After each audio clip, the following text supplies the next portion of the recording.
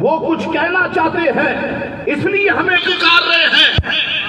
سارے لوگ جوق در جوق، امبو در امبو، قطار در قطار اللہ اکبر کوہ صفا کے نیچے آ کے کھڑے ہو گئے. جو خود نہیں آ سکتے تھے انہوں نے اپنے غلام بیچ دیے، اپنے نوکر چاکر بیچ دیے، اپنے بھتیجے اور بھانجے بیچ دیے کہ جاؤ جا کر کے سنو کہ محمد ابن عبداللہ کیا فرما رہے ہیں اور پھر ہمیں آ کر کے بتاؤ. اللہ اکبر. اب حضور علیہ السلام جبل صفا پہ جلوہ گر، میری طرف دیکھو مسلمانوں، حضور جبل صفا پہ جلوہ گر ہے اور حضور علیہ السلام نے جب سارے لوگ جمع ہو گئے حضور نے فرمایا لوگوں یہ بتاؤ تم مجھے کیا سمجھتے ہو، یہ بتاؤ تم مجھے کیا سمجھتے ہو. اللہ اکبر. رب نے تو فرمایا تھا محبوب آپ اعلان نبوت فرمائیے، آپ میری عبادت کی طرف لوگوں کو بلائیے، ان سے کہیے کہ لات منات عزا حبل یہ سب پتھر کی بے جان مورتیاں ہیں. حضور علیہ السلام رب کو منوانے سے پہلے اپنے آپ کو منوا رہے ہیں کہ لوگوں بتاؤ کہ تم مجھے کیا سمجھتے ہو، کیونکہ حضور جانتے ہیں کہ جب یہ مجھے کو نہیں مانیں گے تو میرے ارشاد کو کیا مانیں گے، جب یہ مجھے کو نہیں مانیں گے میرے قول کو کیا مانیں گے، جب یہ مجھے کو نہیں مانیں گے میرے حکم کو کیا مانیں گے، جب یہ مجھے کو نہیں مانیں گے میرے فرمان کو کیا مانیں گے. حضور نے فرمایا بتاؤ تم مجھے کیا سمجھتے ہو. لوگوں نے کہا اے محمد ابن عبداللہ صلی اللہ علیہ وسلم آپ صادق اور امین ہیں، آپ نے زندگی میں کبھی کوئی غلط بات نہیں کی، ہم نے کسی فعل مکروہ کا ارتکاب کرتے ہوئے آپ کو کبھی نہیں دیکھا کیا جاتا ہے. اور ہم سارے سنیوں پر اعتراض ہوتا ہے کہ یہ توحید پر نہیں بولتے، یہ وحدانیت پر نہیں بولتے. ان کے جلسے دیکھو تو شان رسول، جلسے دیکھو محبت رسول، جلسہ دیکھو عشق رسول، جلسہ دیکھو تاجدار ختم نبوت، جلسہ دیکھو ناموس رسالت. آخر یہ توحید پر کیوں نہیں بولتے؟ یہ ہم پر الزام ہے.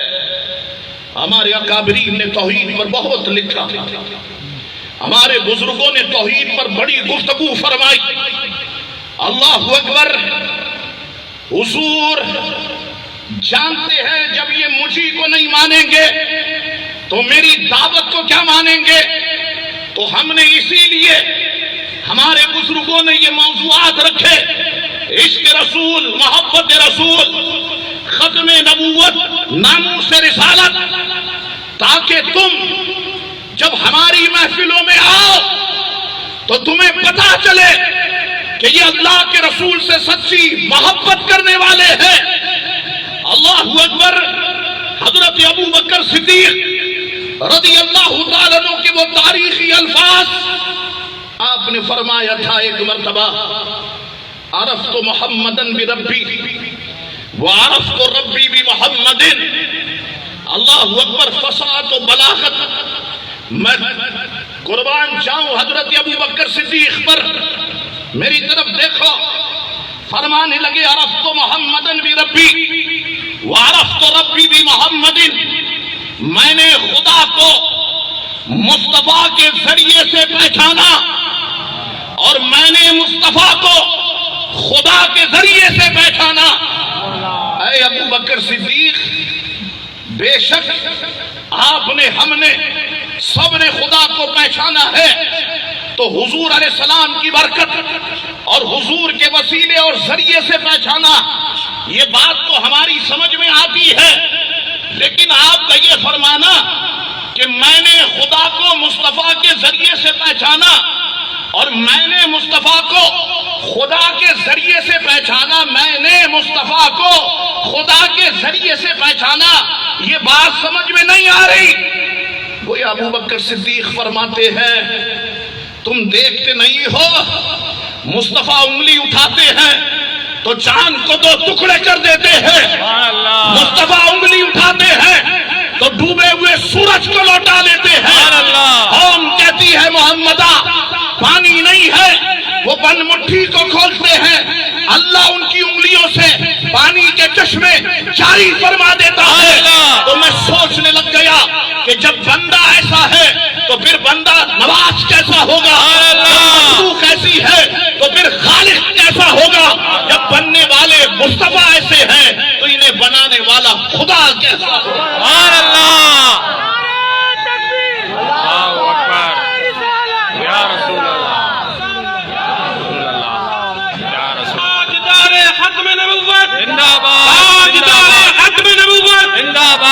اللہ تعالیٰ نے دو ہاتھ عطا کیے ہیں، وہ دونوں ہاتھوں کو اٹھا کے جواب دیں، تاجدار ختم نبوت، تاجدار ختم نبوت، تاجدار ختم نبوت، ختم نبوت۔ تو محمدن بھی ربی وعرفت ربی بھی محمدن، میں نے خدا کو مصطفیٰ کے ذریعے سے پہچانا اور میں نے پیارے مصطفیٰ کو خدا کے ذریعے سے پہچانا۔ واپس آؤ، حضور نے فرمایا بتاؤ مکے والوں تم مجھے کیا سمجھتے ہو؟ لوگوں نے کہا آپ صادق ہیں، آپ امین ہیں، آپ نے کبھی غلط بیانی نہیں کی۔ حضور نے فرمایا اب دیکھیں میرے پیارے آقا کا انداز، فرمایا حضور صفا پہاڑی پر جلوہ گر ہے، فرمایا اگر میں تم سے یہ کہوں یا یوں کہوں کہ اس پہاڑ کے پیچھے ایک لشکر ہے جو تم پر حملہ آور ہونا چاہتا ہے، اب تم پہاڑ کے پیچھے تو نہیں دیکھ رہے، یہ بتاؤ کیا تم میری زبان ناز سے سن کر اس لشکر کو مان لو گے کہ جو تم نے دیکھا نہیں ہے؟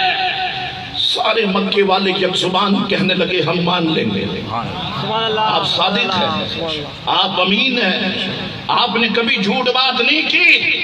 حضور نے فرمایا اے مکے والو جب تم میری بات پر ایک ایسے لشکر کو ماننے کے لیے تیار ہو جو تم نے دیکھا نہیں ہے تو آؤ میری بات پر ایک خدا کو ماننے کے لیے تیار ہو جاؤ۔ سبحان اللہ۔ قولوا لا الہ الا اللہ تفلحو، اگر تم لا الہ الا اللہ کہو گے فلاح پا جاؤ گے۔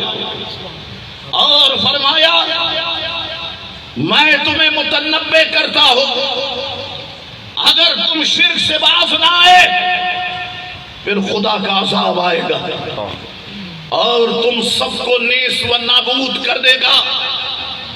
اس مجمع میں مفسرین فرماتے ہیں حضور علیہ السلام کا چچا ابو لہب موجود تھا، اس نے معاذ اللہ حضور علیہ السلام کی طرف انگلی سے اشارہ کیا، نقل کفر کفر ناباشد۔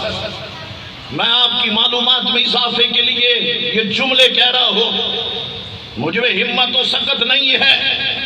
حضور کی طرف انگلی سے اشارہ کرتے ہوئے کہنے لگا تبا لکا اما جمعتنا الا لہذا، برا ہو تیرا، کیا تو نے ہمیں یہاں پر اسی لیے جمع کیا تھا؟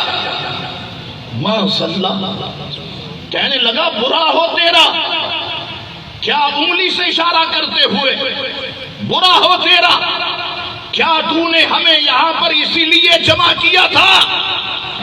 اللہ اکبر۔ اللہ تعالیٰ نے اس گستاخ کی گستاخی پر غضب کا اظہار کرتے ہوئے فرمایا تبت یدا ابی لہب وتب، ابو لہب کے دونوں ہاتھ ٹوٹ جائیں۔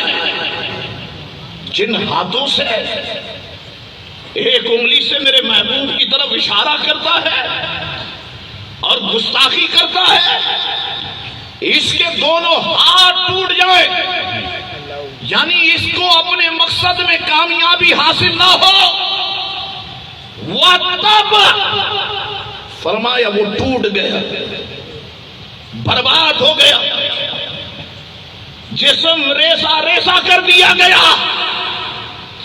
مفسرین فرماتے جیسا رب نے فرمایا بالکل ویسے ہی ہوا۔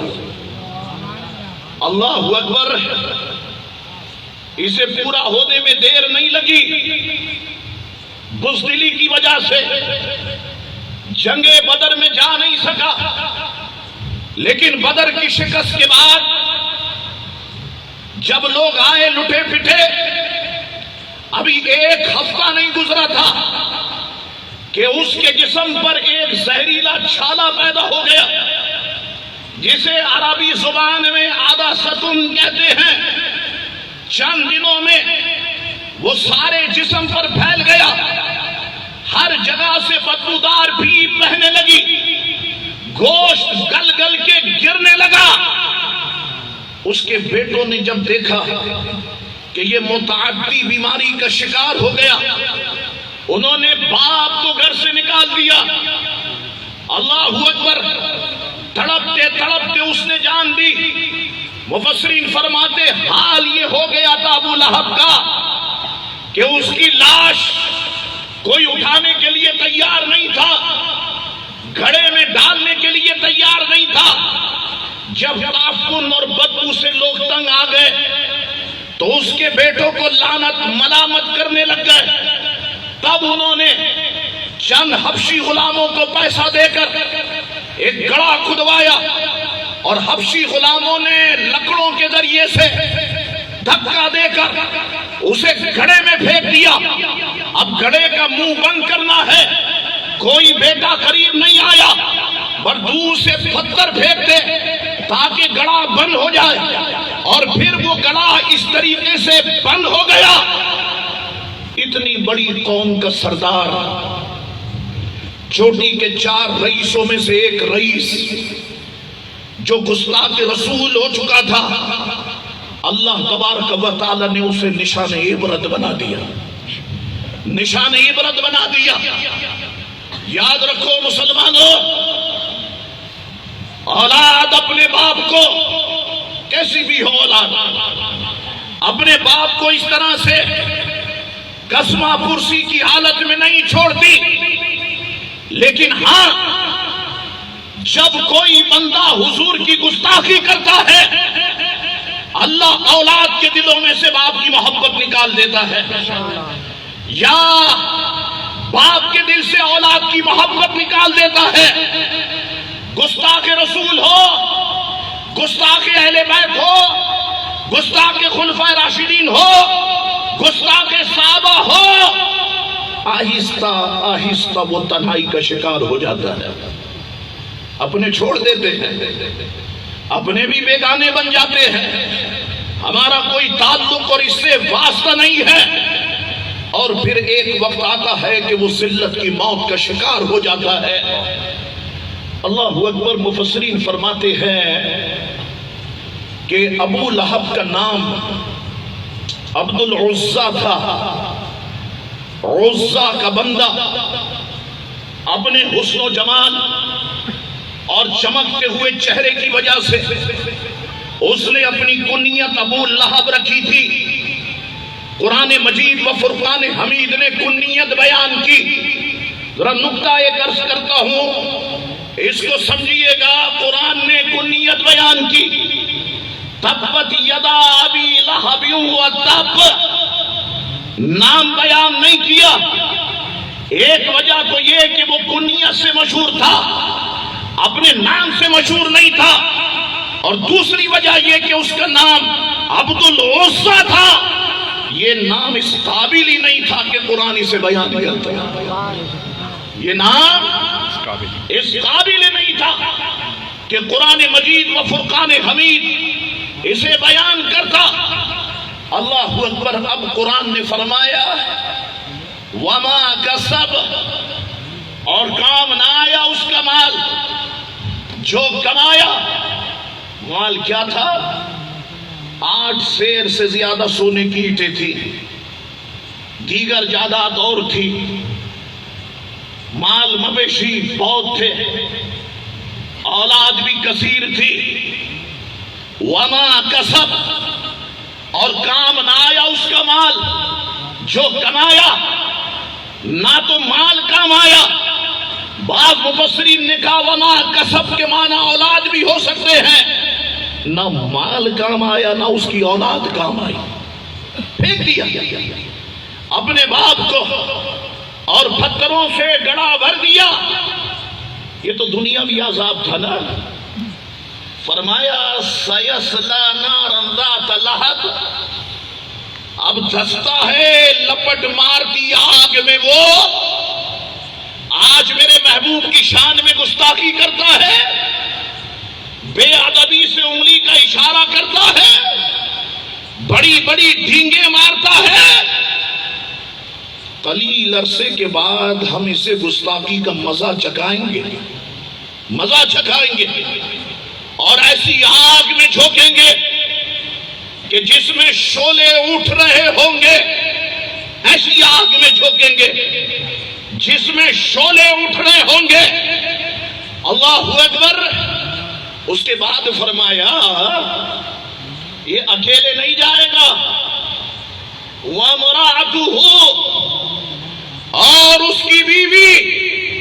مفسرین فرماتے ہیں ابو لہب کی بیوی کا نام عروہ تھا، کنیت ام جمیل تھی،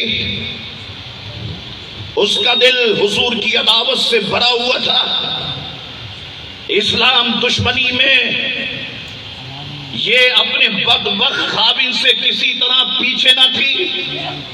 مشغلہ یہ تھا کہ دن کے وقت جنگل میں نکل جاتی، کانٹے دار لکڑیاں جھاڑیاں چنتی رہتی، گٹھا باندھ کے لاتی، رات کے وقت اس راستے میں بچھا دیتی کہ جس راستے سے حضور علیہ السلام رات میں گزرتے اور کعبہ شریف پہنچتے اور اللہ کے حضور سجدہ ریز ہوتے، کوشش اس کی ہوتی کہ کانٹا حضور کے مبارک پاؤں میں چبھ جائے، حضور کے پاؤں لو لحال ہو جائے، معاذ اللہ ثم معاذ اللہ۔ اللہ اکبر۔ جب یہ سورت نازل ہوئی نا، آگ بگولا ہو گئی۔ مفسرین فرماتے ہیں ہاتھوں میں پتھر لیے حضور کی تلاش میں نکلی۔ حضور ابو بکر صدیق رضی اللہ تعالیٰ کے ساتھ ایک جگہ جلوہ گر ہے۔ ابو بکر صدیق نے عرض کی یا رسول اللہ، ام جمیل آ رہی ہے اور یقیناً یہ کوئی خباثت کرے گی۔ حضور نے فرمایا ابو بکر یہ مجھے نہیں دیکھ سکے گی، اور وہ قریب آئی، واقعی وہ حضور علیہ السلام کو نہیں دیکھ سکی۔ رب نے فرمایا جس آگ میں اس کا شوہر جلے گا اسی آگ میں اسے بھی جلائیں گے۔ پھر فرمایا حمالۃ الحطب، لکڑیوں کا گٹھا سر پہ اٹھاتی، یہ اس کی صفت تھی، مشہور تھی، روزانہ جاتی روزانہ آتی۔ لیکن اہل علم فرماتے ہیں یہ صرف اس کی تخصیص کے لیے قرآن نے بیان نہیں کی، بلکہ اس کی مذمت کے لیے قرآن نے بیان فرمائی۔ اب فرمایا فی جیدہا حبل من مسد، اس کے گلے میں کھجور کی چھال کا رسہ۔ اللہ اکبر۔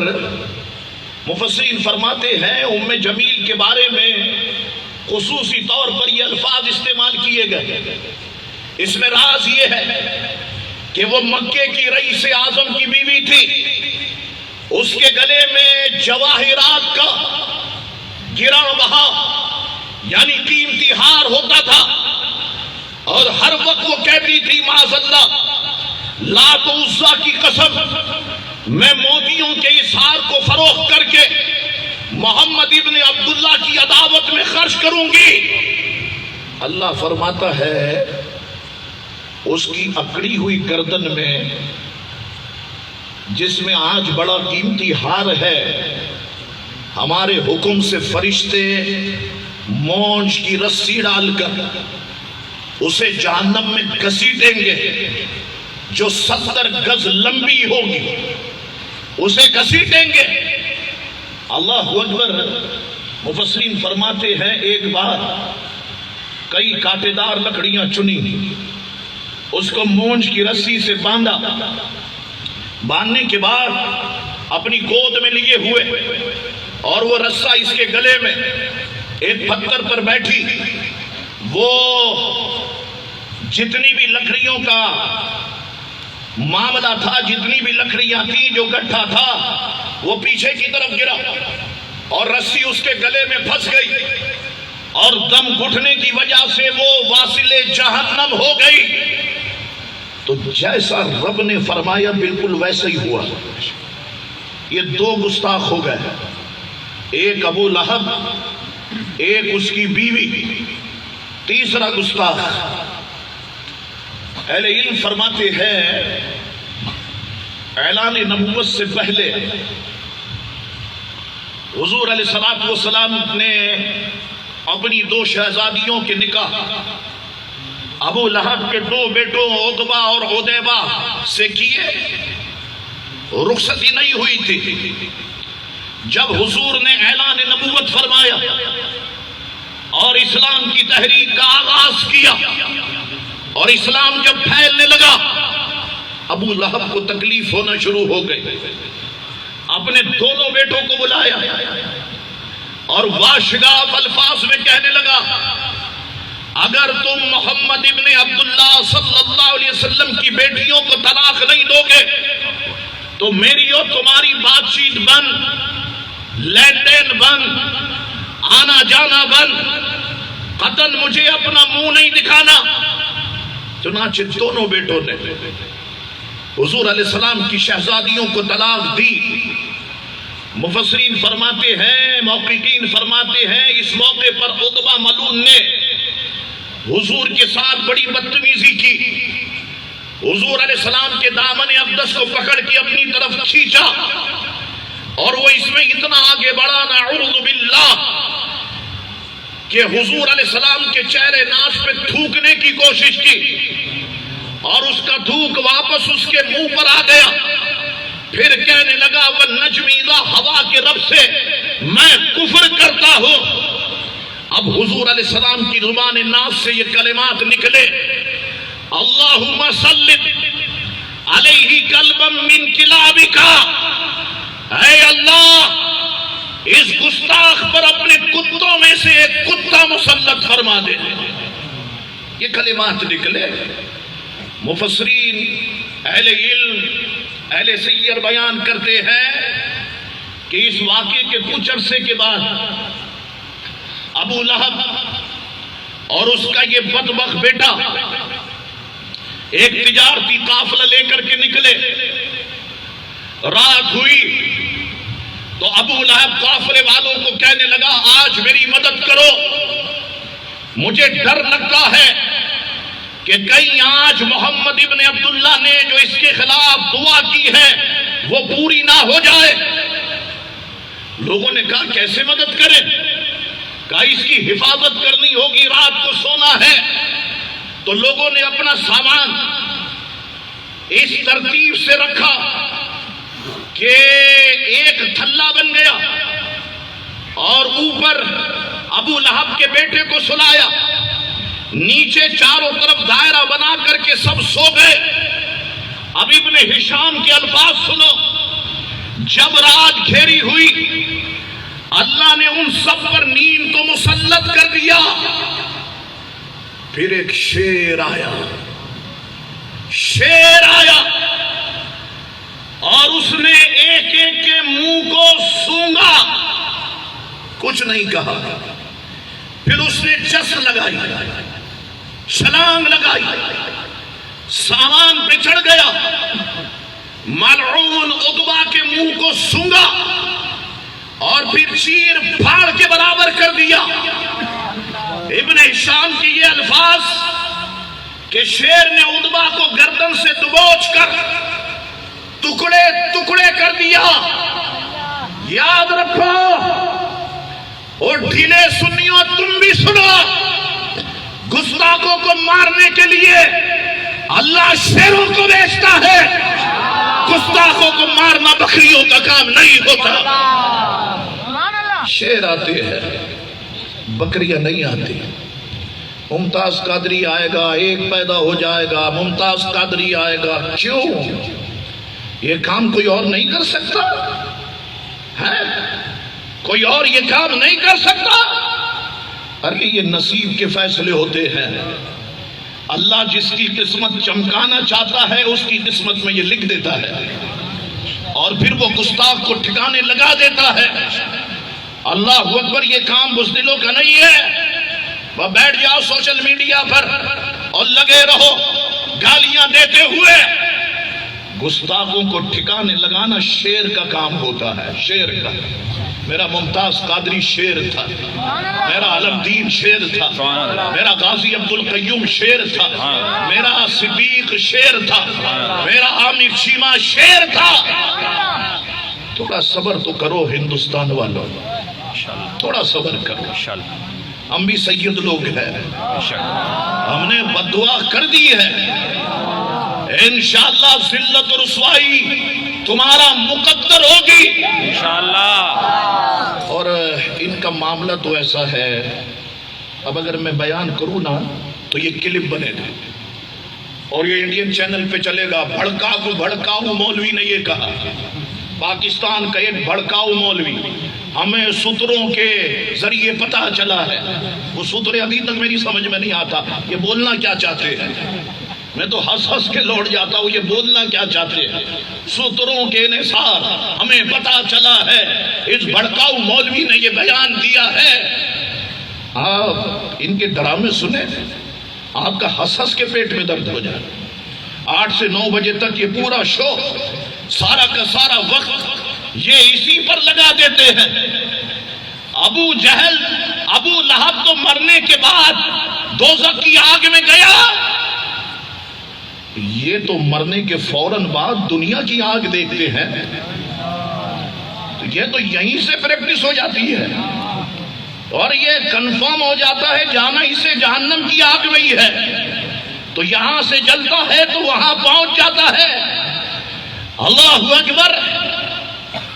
اب یہ تیسرا گستاخ ہو گیا۔ ان تینوں واقعات کو سامنے رکھو۔ ابو لہب کے بارے میں پوری سورت نازل ہوئی، تباہ و برباد ہوا، اس کی بیوی تباہ و برباد ہو گئی، اس کا بیٹا تباہ و برباد ہوا۔ اس سے پتہ چلا، ایک جملہ کہوں سبحان اللہ کہہ دینا، اس سے پتہ چلا کہ اللہ تبارک و تعالیٰ کو یہ بات ہرگز پسند نہیں ہے کہ اس کی پیدا کردہ زمین پر کوئی گستاخ رسول زندہ چلتا پھرتا رہے۔ سبحان اللہ۔ اللہ کو یہ بات پسند نہیں ہے، اللہ غیب سے انتظام فرماتا ہے۔ اللہ اکبر۔ ایک مفسر کی بات مجھے بڑی بھلی لگی، میں نے یہاں لکھی، وہ کہتے ہیں معلوم ہوا کہ صرف انسانوں ہی میں نہیں بلکہ دیگر مخلوقات میں بھی تعلق بالرسول، رسول سے ایمانی رشتے کی غیرت جاگ اٹھتی ہے۔ اللہ اکبر۔ گستاخ رسول کے منہ سے نعرہ رسالت یا رسول اللہ، گستاخ رسول کی ایک صدا، سرتن سے جدا، سرتن سے جدا، گستاخ رسول کی ایک صدا، سرتن سے جدا، سرتن سے گستاخ رسول کی ایک صدا، سرتن سے جدا۔ گستاخ رسول کے منہ سے ایسی بو آتی ہے کہ جنگل کے جانور بھی جانتے ہیں کہ یہ گستاخ رسول ہے۔ سبحان اللہ۔ اب اگر تم بولیاں سن کے نہ پہچان سکو تو پھر تو یہ کہیں نہ کہیں خرابی ہے۔ میں نے 3 گستاخ آپ کے سامنے رکھے، وقت 1:29 ہو گیا، اب صرف ایک گستاخ اور آپ کے سامنے رکھتا ہوں، ولید بن مغیرہ۔ یہ وہ گستاخ کہ اس نے ایک مرتبہ حضور علیہ الصلوۃ والسلام کو نقل کفر نباشت معاذ اللہ ثم معاذ اللہ، حضور کو مجنون کہا، حضور کو دیوانہ کہا۔ اللہ رب العزت ستار ہے، وہ اپنے بندوں کے عیبوں پر پردے رکھتا ہے، لیکن جب بندہ گستاخ رسول، گستاخ صحابہ، گستاخ اہل بیت ہوتا ہے، اللہ اسے ذلت کا نشانہ بنا دیتا ہے، وہ ذلت کا نشان بن جاتا ہے، اس کے عیب ظاہر ہو جاتے ہیں۔ اللہ اکبر۔ اس نے کیا کہا؟ حضور کو معاذ اللہ مجنون کہا۔ 29واں پارہ سورہ قلم آیت نمبر 10 سے 16 تک پڑھ لینا۔ کل قرآن میں فرمایا وَلَا تُطِعْ كُلَّ حَلَّافٍ مَّهِينٍ، اور ہر ایسے کی بات نہ سننا جو بڑا قسمیں کھانے والا ذلیل ہے، حماز مشاء بنمیم، بہت تانے دینے والا، ادھر کی ادھر لگاتا پھرنے والا، مناع للخیر معتد نصیب، بھلائی سے بڑا روکنے والا، حد سے بڑھنے والا گناہگار، عتل بعد ذلک زنیم، درشت خو، بد اخلاق۔ اس پر ترا یہ کہ اس کی اصل میں خطا ہے، اصل میں خطا ہے۔ میری مائیں بہنیں بیٹھی ہوئی ہے، میں جملے کو دوسرے طریقے سے بول سکتا ہوں۔ اے محبوب، یہ حلالی نہیں ہے، یہ حلالی نہیں ہے۔ اللہ اکبر۔ ان کان ذا مال و بنین، اس پر کہ کچھ مال اور بیٹے رکھتا ہے۔ اذا تتلی علیہ آیاتنا قال اساطیر الاولین، جب اس پر ہماری آیتیں پڑھی جائیں کہتا ہے کہ یہ اگلوں کی کہانیاں ہیں۔ سنسیمہ علی الخرطوم، قریب ہے ہم اس کی سور کسی تھوتنی پر داغ دیں گے۔ اس نے حضور کی طرف اشارہ کرتے ہوئے مجنون کہا۔ اللہ رب العزت نے اسے نشان عبرت بنا دیا۔ اللہ اکبر۔ اس سے پتا چلا کہ اللہ کی بارگاہ میں پیارے مصطفیٰ کا کیا مقام ہے۔ اس نے مجنون کہا، رب نے اس کے عیبوں کی فہرست بیان کر دی۔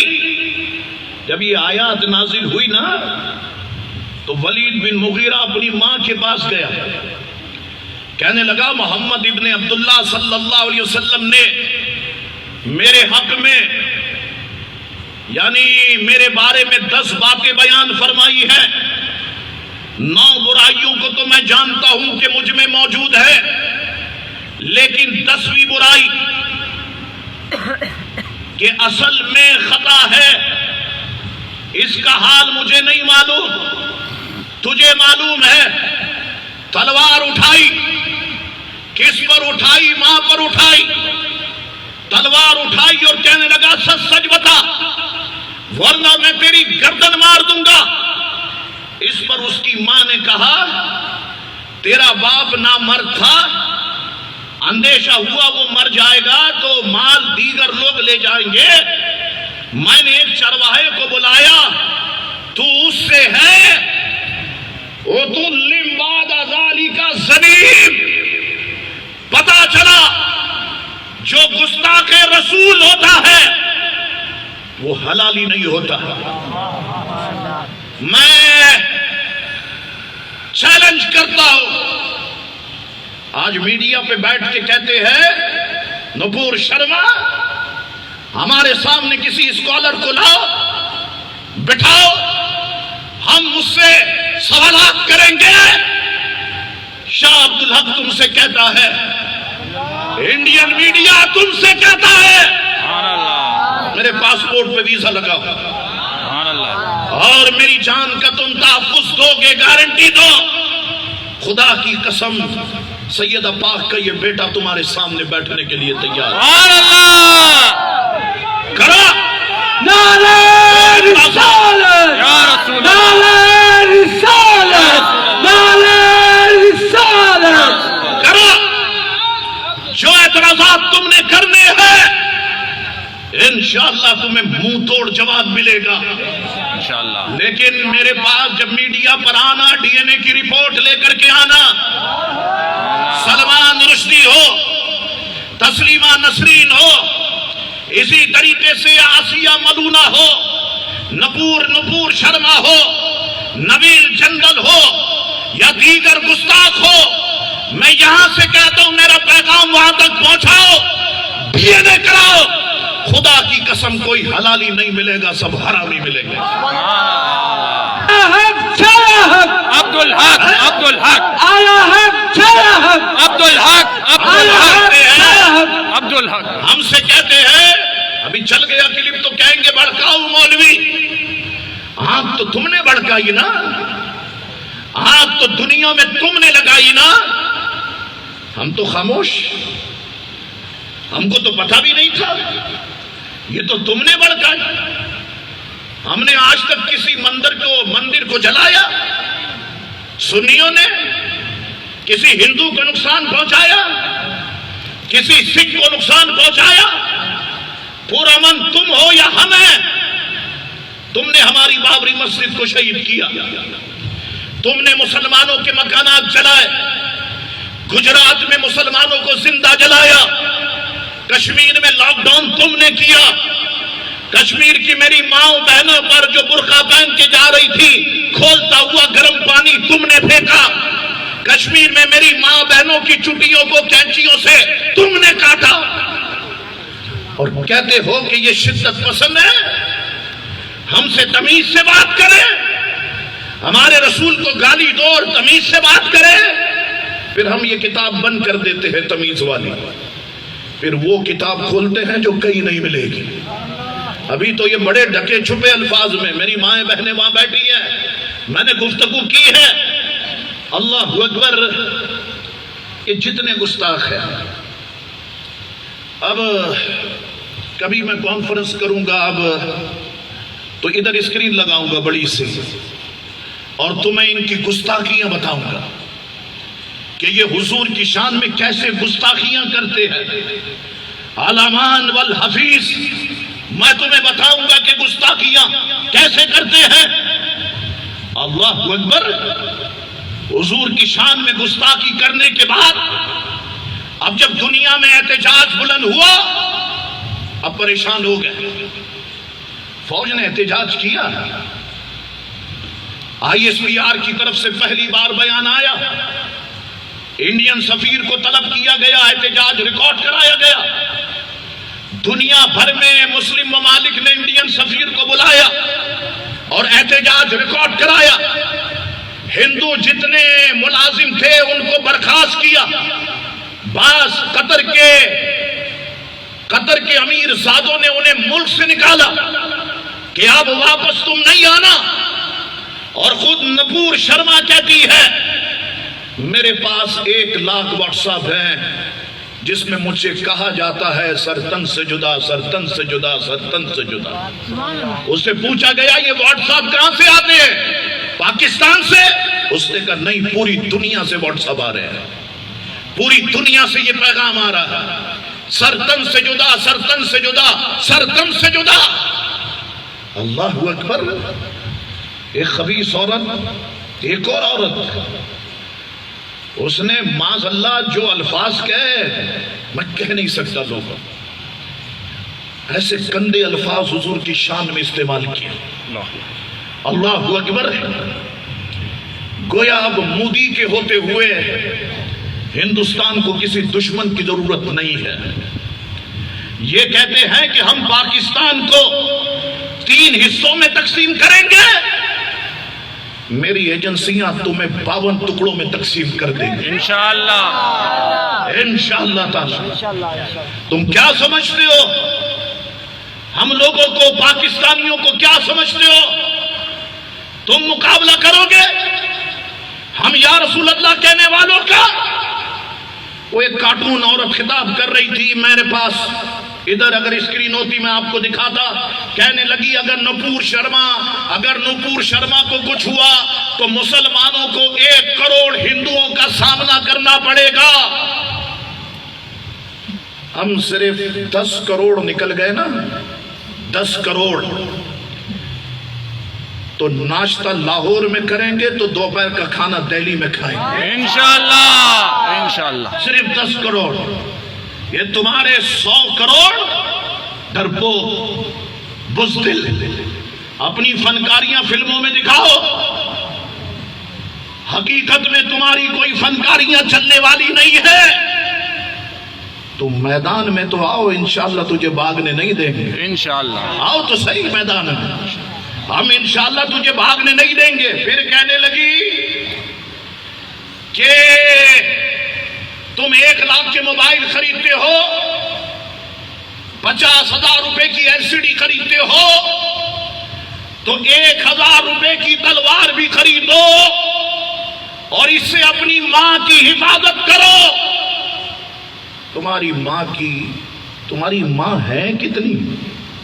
مجھے بتاؤ تو صحیح، تمہاری ماں ہے کتنی؟ زمین بھی تمہاری ماں، دھرتی میری ماں ہے، گائے بھی تمہاری ماں. ماں کی حفاظت کریں گے ہم. سب تلوار خریدے. او گائے کو تو گاؤ ماتا کہتے ہو، بیل کو اپنا باپ کیوں نہیں کہتے؟ وہ تو باولا گھوم رہا ہے کہ باپ کی حفاظت کون کرے گا؟ ہم سے مقابلہ کرو گے؟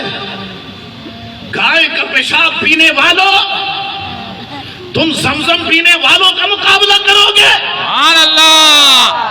بتوں کے آگے گردن سرے پیشانیاں ٹیکنے والوں، تم اللہ کے بندوں سے مقابلہ کرو گے؟ رسول کے غلاموں سے مقابلہ کرو گے؟ تم دیکھنا آزادی کی تحریک ہندوستان میں شروع ہوگی انشاءاللہ اور یہی واقعہ اس کی بنیاد بنے گا انشاءاللہ. اور میں دیکھ رہا ہوں ہندوستان کے جو معاملات چل رہے ہیں، مسلمانوں کی غیرت جاگ اٹھی ہے اور مسلمان متحد ہوتے جا رہے ہیں. انشاءاللہ تبارک و تعالی یہ 20 کروڑ مسلمان ہی کافی ہیں تمہارے لیے انشاءاللہ. جو ہندوستان کے اندر موجود ہے. تو اللہ تبارک و تعالی ایسے گستاخوں کو نشان عبرت بنائے. اتنی بے خوفی، جس طرح ہمارے یہاں 295C ہے، میں آپ کو بتاؤں حیران کن بات، اسی طرح ہندوستان میں 295A ہے. اور عرب ممالک یہی کہہ رہے ہیں کہ اس 295A کے تحت نپور شرما اور جندل کے خلاف کارروائی کی جائے، لیکن ابھی تک کارروائی نہیں ہو رہی. انشاءاللہ جب عرب کا پریشر بڑھے گا، جب یہ نوکریوں سے نکلیں گے نا، تو انڈین حکومت گھٹنے ٹیکے گی انشاءاللہ تبارک و تعالی. انشاءاللہ. لیکن مسلمانوں یاد رکھو، جب بھی بات ناموس رسالت کی آ جائے، اپنی پارٹیاں پیچھے چھوڑ دینا، اپنی تحریک پیچھے چھوڑ دینا، آمنہ کے لال کی حرمت کے لیے میدان میں نکل جانا. جب میں تمہیں آواز دوں تو تم نے 12 ستمبر کی ریلی کا ریکارڈ توڑنا ہے انشاءاللہ. اور وہ تو تبت سینٹر سے اور مزار قائد تک تھی، پھر میں اسٹیج ٹاور پہ لگاؤں گا انشاءاللہ. اور انشاءاللہ تعالی یہ عوام کا ہجوم 3 ہٹی تک ہوگا. انشاءاللہ. تو میں بتاؤں گا کہ ہم کراچی والے رسول اللہ سے کس قدر محبت کرتے ہیں. یہ شیوا ہی نہیں ہے با وفاؤں کا، پیا ہے دودھ ہم نے اپنی غیرت والی ماؤں کا. نبی کا حکم ہو تو کود جائیں سمندر میں، یہ جہاں کو محف کر دے نعرہ تکبیر اللہ اکبر میں. نعرہ تکبیر، اللہ اکبر. نعرہ رسالت، یا رسول اللہ، نعرہ حیدری. یا علی. ہم عظمت رسول کے پاسبان ہے، ہم عظمت رسول کے پاسبان ہے، ہم عظمت رسول کے پاسبان ہے. ڈرائیں گی بلا کسے، راستے کی سختیاں ڈرائیں گی بلا کسے، راستے کی ہم عظمت رسول کے پاسبان ہے، پاسبان. میں بہت ہو گیا، 1:44 ہو گئے۔ جب سب نے تقریریں کر لی تھی تو میں نے کہا تھا ہمارے ناظم اعلیٰ صاحب کو بس کرتے ہیں، سلام پڑھ کے ختم کر دیتے ہیں، لیکن ان کو بھی چسکے چاہیے، جیسے آپ کو چاہیے ان کو بھی چاہیے، کچھ حرارت ملنی چاہیے نا، پیٹرول ملنا چاہیے، تو میں نے پیٹرول آپ کو دے دیا ہے۔ ہم نے اس کام کو چھوڑنا نہیں، گلی گلی ناموس رسالت کانفرنس، عظمت رسالت کانفرنس، شان مصطفیٰ کانفرنس، ابھی ہم نے اس نام کو، اس نام سے، ناموس رسالت کے نام سے انشاءاللہ تعالیٰ پوری کراچی میں اپنے کام کو بڑھانا ہے انشاءاللہ۔ اور آپ مساجد میں انعقاد کریں، محلوں میں جلسوں کا انعقاد کریں، محفلیں منعقد کریں اور لوگوں کو سمجھائیں، ہماری نسلوں کو، ہماری ماؤں بہنوں کو، اپنے بچوں کو، کہ حضور کی عظمت کتنی اہم چیز ہے، حضور کی عظمت کتنی بلند ہے، یہ ہم نے سمجھانا ہے اپنے واعظ و نصیحت میں۔ بہرحال یہ جتنے شیطان ہیں، سلمان رشدی، تسلیمہ نسرین، آسیہ ملونہ، نپور شرما، نویل جندل، اور یہ جتنے بھی ہیں، میں دعا کرتا ہوں مولا، سیدہ پاک کا واسطہ پیش کرتا ہوں، ایسے لوگوں کو نشان عبرت بنا۔ آمین۔ کل جب صبح ہماری آنکھ کھلے تو خبر مل جائے ہمیں کہ یہ سارے لوگ اللہ کے عذاب کا نشان بن گئے، آمین۔ اللہ کا عذاب ان پر نازل ہو گیا، آمین۔ یہ تباہ و برباد ہو گئے۔ آمین۔ مولا ہم یہی کر سکتے تھے، یا تو ریلی کریں، سیمینار کریں، جلسہ کریں، ہم یہی کر سکتے تھے مولا، اور یہ کام ہم نے کیا اور تو دیکھ رہا ہے۔ اگر ہمارے پاس اس سے زیادہ طاقت ہوتی، ہم اس سے زیادہ بڑے لیول پر یہ کام کرتے، ہمارے پاس اگر اس سے بڑی طاقت ہوتی، ہم ہندوؤں کو انہی کی زبان میں جواب دیتے، لیکن ہمارے ساتھ تو یہی معاملات ہے، تو جانتا ہے مولا، لیکن ہماری زندگیاں تیرے محبوب کے لیے ہے، اس وجود میں خون تیرے محبوب کا صدقہ ہے، یہ دل دھڑکتا ہے تو تیرے محبوب کے صدقے سے دھڑکتا ہے۔ مولا کریم جب تک جان میں جان ہے، ہم عظمت رسول پر پہرا دیتے رہیں گے انشاءاللہ، ناموس رسول پر ہم پہرا دیتے رہیں گے انشاءاللہ۔ اللہ تعالیٰ میرا آپ کا، ہم سب کا حامی و ناصر ہو۔ میں اپنی جماعت کے تمام عہدیداران